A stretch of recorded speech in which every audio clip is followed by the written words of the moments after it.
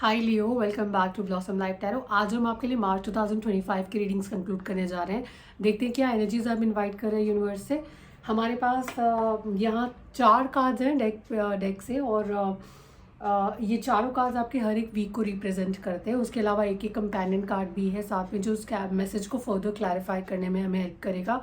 2 cards जो है वो हमारे पास रिलेशनशिप डेक से हैं, 2 अलग अलग डेक से, और उसके अलावा एक कार्ड हमने ट्रैवलर डेक से उठाया है, जो कि आपके मंथ का ओवरऑल जो मैसेज है, ओवरऑल जो क्रक्स है, वो आपके लिए यहाँ पर क्लैरिफाई करेगा।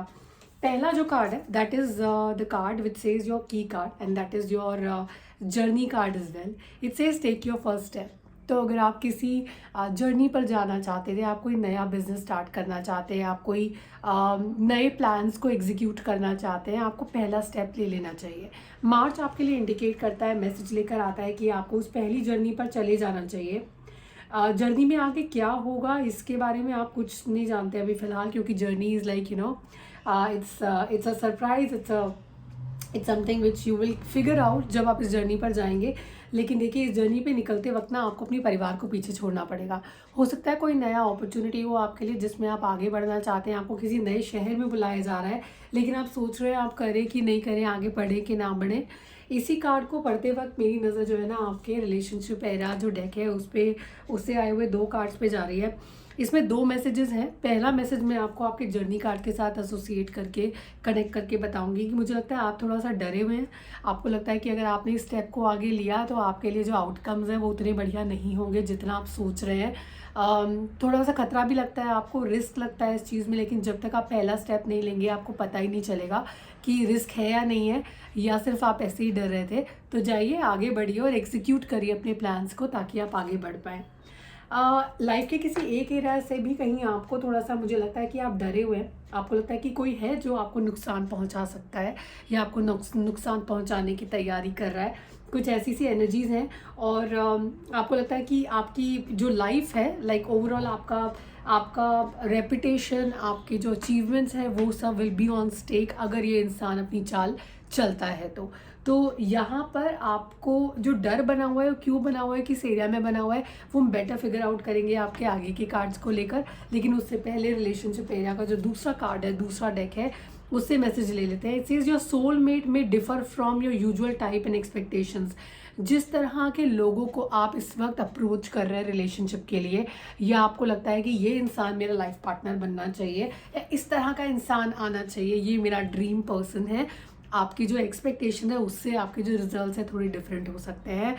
तो प्यार कई बार अनएक्सपेक्टेड जगहों पर और अनएक्सपेक्टेड सिचुएशंस में होता है, और अनएक्सपेक्टेड लोगों से भी हो जाता है। तो just try to figure out, find out this love in those unexpected situations. अपना दिमाग, दिल खोल कर रखिए, और be there with an open mind, open heart to adapt new things. ये जो की मैसेज है ये लियो के लिए। आगे बढ़ रहे हैं और आपके पहले वीक को थोड़ा सा और डिटेल में पढ़ लेते हैं। We have the 7 of swords in the cards, and we have the 6 of pentacles also in card.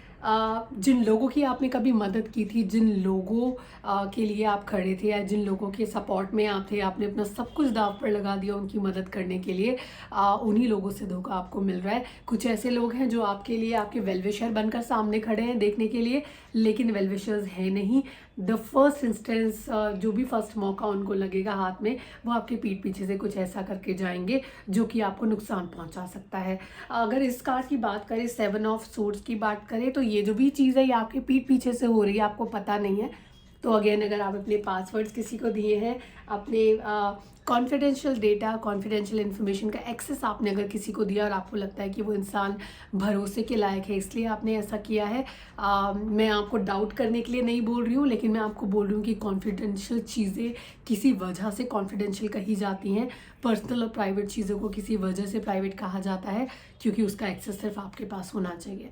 तो एक बार रीवैल्यूएट करिए चीज़ें, सोचिए इस बारे में, और देखिए कि आप जो है जिस इंसान पे भरोसा किए बैठे हैं, क्या वो भरोसे के लायक है। पहले हफ्ते में आपको अपने ऑप्शंस को इवैल्यूएट करना है, अपने आसपास के लोगों को थोड़ा डीपली इवैल्यूएट करना है, to make sure that you are not getting hurt in the first week of March.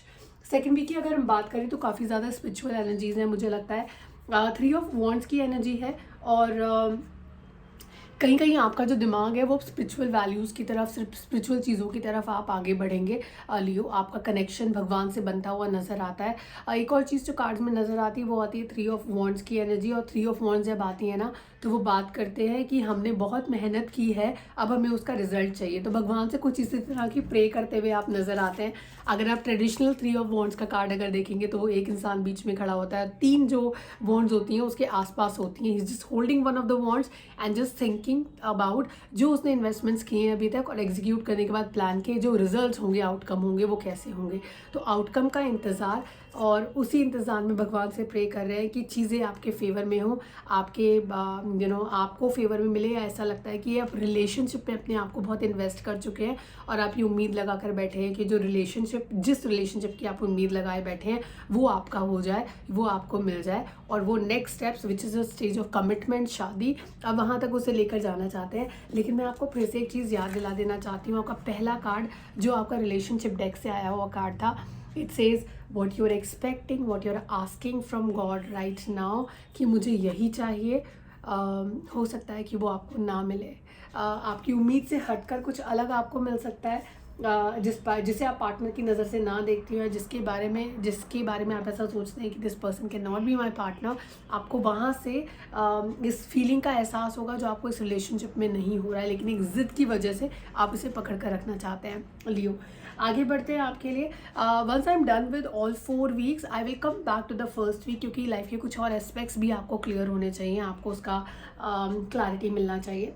3rd week में लियो थोड़े से they will look like a little introvert, किसी से मिलना नहीं चाहेंगे, आपको लगेगा बात नहीं करनी है, या फिर आप क्लोज नेटेड तरीके से अपने आप को इवैल्यूएट करना चाहेंगे। मेडिटेशन, सेल्फ इवैल्यूएशन जैसे जो प्रैक्टिसेस हैं उसको फॉलो करेंगे। और कई बार क्या होता है कि अगर आपका ट्रस्ट कोई एक इंसान तोड़ देता है ना, तो फिर आपको दोबारा ट्रस्ट करने में थोड़ी मुश्किल हो जाती है। तो इस दौरान अगर कोई ऐसा इंसान आपको रीच आउट भी करता है जो सच में अच्छे इंटेंशंस रखता है आपके लिए, और अच्छे सोच के साथ आपकी लाइफ में आना चाहता है, आप उसको भी शक के निगाह से देखते हैं। ये वो अपॉर्चुनिटी है जो एक फेलियर के बाद आपकी लाइफ में आ रही है। आपको अपने आँख नाक खोल कर रखने हैं, देखना है, smell this, taste this and just grab this for yourself, because अब कुछ अच्छा आपकी लाइफ में आ रहा है in the 3rd week of March. But परेशानी ये है कि आप शायद क्योंकि आप उसे ट्रस्ट नहीं कर पा रहे हैं इस अपॉर्चुनिटी को, you may be at the verge of losing it. But then suddenly I also see there is a ace of swords in your cards, जो कि बात करते हैं कि पिछले पुराने जितने भी आपके एक्सपीरियंसेस रहे अच्छे ख़राब, जिनकी वजह से आज की डेट में आप चीज़ों को डाउट की नज़र से देखते हैं, उनको क्लियर करने की ज़रूरत है। ये सोच, ये टॉक्सिसिटी, ये थॉट प्रोसेस, ये पुराने एक्सपीरियंस आपको कोई वैल्यू सर्व नहीं कर रहे हैं, आपको कोई वैल्यू ऐड नहीं करेंगे आपके लाइफ में। जितनी जल्दी आप इन्हें पीछे छोड़ देंगे उतनी जल्दी आप लाइफ में आगे बढ़ पाएंगे। रिलेशनशिप एरिया में भी आप मुझे थोड़े से स्केप्टिकल लगते हैं, हाथ बांध कर बैठे हैं, मुझे बात नहीं करनी है, हैंडशेक नहीं करना है, और मेरे आसपास मत आइए। बट देखिए, जब तक आप अपने हाथ खोलेंगे नहीं, चीज़ें आपके हाथ में आएंगी नहीं, और आप कैसे आगे बढ़ेंगे। तो अपने दिमाग को खोल कर रखिए और सोचिए, आगे बढ़िए पॉजिटिव सोच के साथ, क्योंकि वही आपको नई चीज़ें दिला सकती है। सक्सेस की सीढ़ियाँ चढ़ना चाहते हैं आप बहुत जल्दी, आप कोशिश कर रहे हैं कि बहुत मेहनत कर ली है, अब जो लर्निंग्स मुझे मिल गई हैं यहाँ से, उनको लेके आगे बढ़ना चाहिए।